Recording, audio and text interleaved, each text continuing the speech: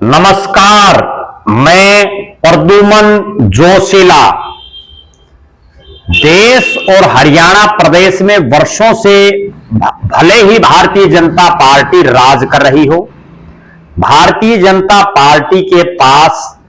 केंद्र और प्रदेश में सरकार बनाने के बाद हर तरह की सुविधाएं हो गई हों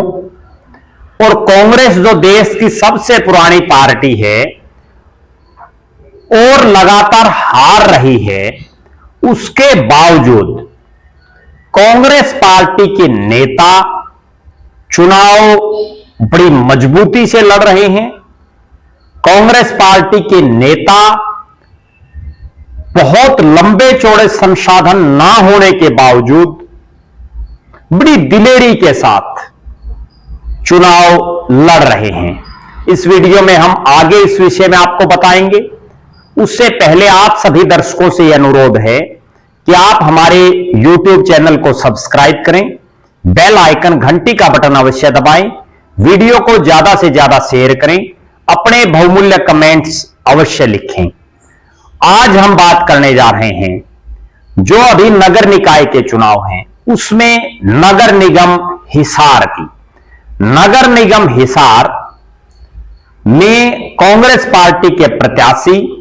पूर्व में रहे नगर परिषद हिसार के चेयरमैन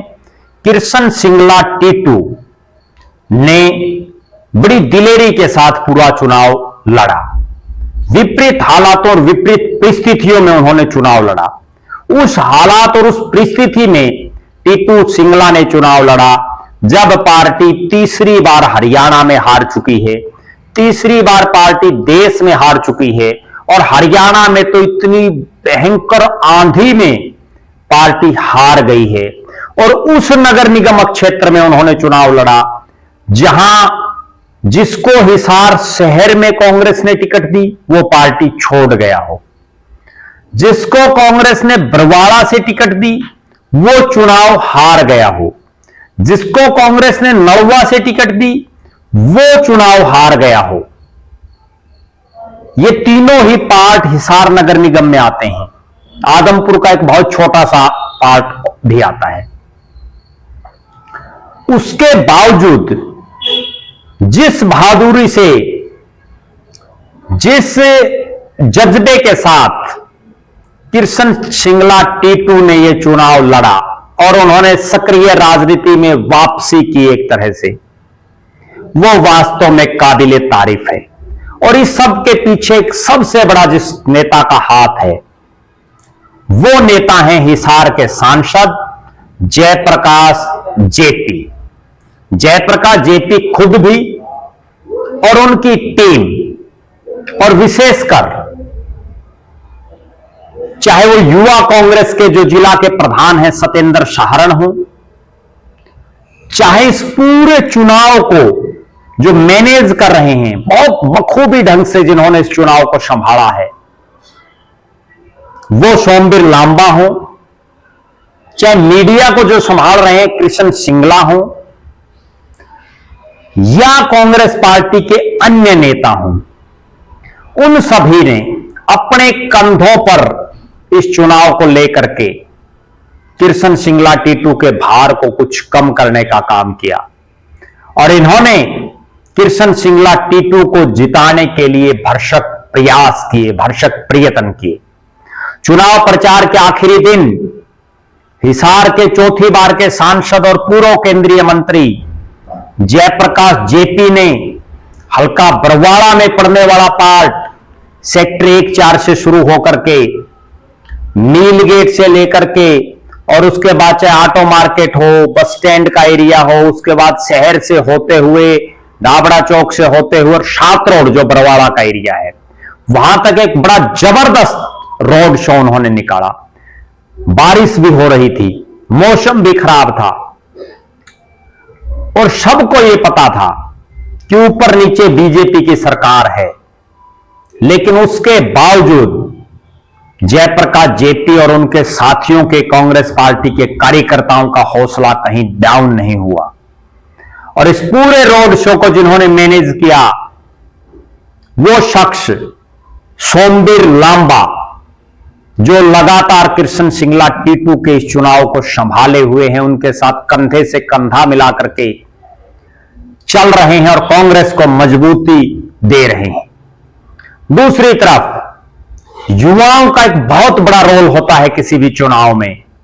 और इस चुनाव में और विशेषकर जो बरवाड़ा का इलाका है, चूंकि सत्येंद्र शाहरण जिनकी मैं जिक्र कर रहा हूं, वो बरवाड़ा से कांग्रेस पार्टी के टिकट के मजबूत दावेदार भी रहे हैं, और पूर्व विधायक जो हैं, जो कांग्रेस के प्रत्याशी थे रामनिवास घोडेला, वो बार बार ये कह रहे हैं कि सत्येंद्र शाहरण ने मेरी मदद भी नहीं की। यानी कहीं ना कहीं रामनिवास घोडेला जी खुद सत्येंद्र शाहरण को बहुत बड़ा नेता मान रहे हैं। आप अंदाजा लगा सकते हैं इससे कि सत्येंद्र शाहरण की राजनीतिक हैसियत कितनी लंबी चौड़ी है। उन्होंने भी विशेषकर जो बरवाड़ा का पार्ट है, चाहे सातरोड हो, मील गेट हो, ये जो तमाम एरिया है, इसमें बहुत ज्यादा मेहनत की। नगर निगम के अन्य वार्डों में भी उन्होंने खूब मेहनत की। और इन दो साथियों सत्येंद्र शाहरण और सोमवीर लांबा के अलावा कांग्रेस पार्टी की पूरी टीम, चौधरी भूपेंद्र सिंह हुड्डा से लेकर के दीपेंद्र सिंह हुड्डा, कुमारी शैलजा, चौधरी वीरेंद्र सिंह, इन तमाम नेताओं ने कृष्ण सिंगला टीटू के पक्ष में वोट भी मांगे और उनके कार्यक्रमों में शिरकत की। अब यह कहा जा सकता है कि वोट तो हिसार की जनता को देना है, जनता ने देना है, लेकिन इतना निश्चित है कि कोई भी विपरीत हालात हो, कोई भी विपरीत परिस्थिति हो, परिणाम कुछ भी रहे, हारे जीते, लेकिन एक बात मैं बड़े दावे के साथ कह सकता हूं कि जयप्रकाश जेपी और उनके साथी हरियाणा के वो राजनेता हैं जो संघर्ष करना जानते हैं, जो हारी हुई बाजी में भी जीत के लिए एक उम्मीद देखते हैं और लगातार खड़े रहते हैं। और बहुत मौके हमने ऐसे देखे हैं जब जयप्रकाश जेपी और उसके साथियों ने हारी बाजी को भी जीत में बदला है। कुल मिलाकर के यह कहा जा सकता है, भले ही भारतीय जनता पार्टी के पास कितने ही संसाधन हो, भारतीय जनता पार्टी की केंद्र और प्रदेश में सरकार हो, अभी तक जो पूर्व मेयर थे वो भी बीजेपी के ही हैं, और हिसार शहर में तो ऐसी हालात बन गई,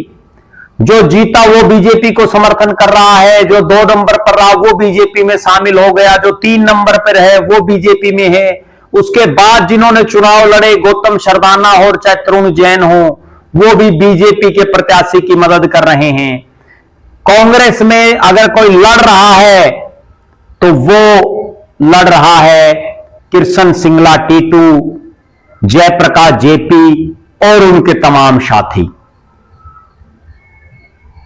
बहरहाल हमारा जो नगर निगमों, नगर परिषद और नगर पालिका जहां जहां चुनाव हो रहे हैं, उनके मतदाता हैं, उन सभी से यही अनुरोध है कि आप अपना वोट